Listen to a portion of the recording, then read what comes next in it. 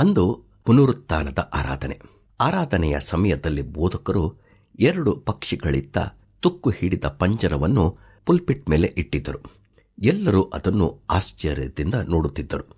ಆರಾಧನೆಯ ಕೊನೆಯಲ್ಲಿ ಬೋಧಕರು ನಡೆದ ಒಂದು ಸಂಗತಿಯನ್ನು ಹೇಳುತ್ತೇನೆ ಕೇಳಿರಿ.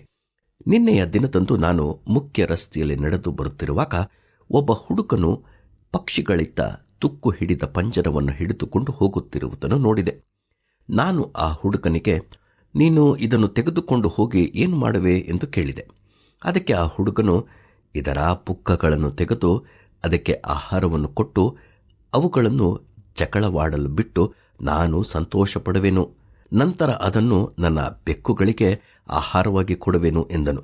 ನಾನು ಅವನಿಗೆ, ಇದರ ಬದಲಿಗೆ ನಿನಗೆ ಏನು ಬೇಕು ಎಂದು ಕೇಳಿದಾಗ ಅವನು 500 ರೂಪಾಯಿ ಎಂದನು. ನಾನು 500 ರೂಪಾಯಿಯನ್ನು ಕೊಟ್ಟು ಅದನ್ನು ತೆಗೆದುಕೊಂಡು ಬಂದೆ. ನೀವು ನೋಡುತ್ತಿರುವ ಪಂಜರವೇ ಅದು ಅಂದರು. ಇದು ನಡೆದ ಸಂಗತಿ.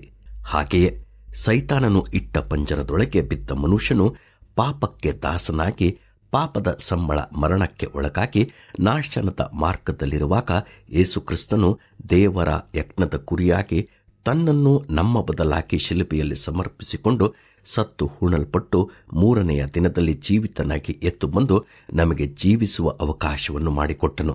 ಇದುವೇ ಪುನರುತ್ಥಾನ, ಇದುವೇ ರಿಸರಕ್ಷನ್. ಆದುದರಿಂದ ನಾವು ಕೂಡ ಪಾಪದ ಪಾಲಿಗೆ ಸತ್ತವರಾಗಿ ಯೇಸುಕ್ರಿಸ್ತನ ಐಕ್ಯತೆಯಲ್ಲಿ ದೇವರಿಗಾಗಿ ಜೀವಿಸೋಣ. ದೇವರ ಪ್ರೀತಿಯನ್ನು ಇತರರಿಗೆ ಸಾರೋಣ.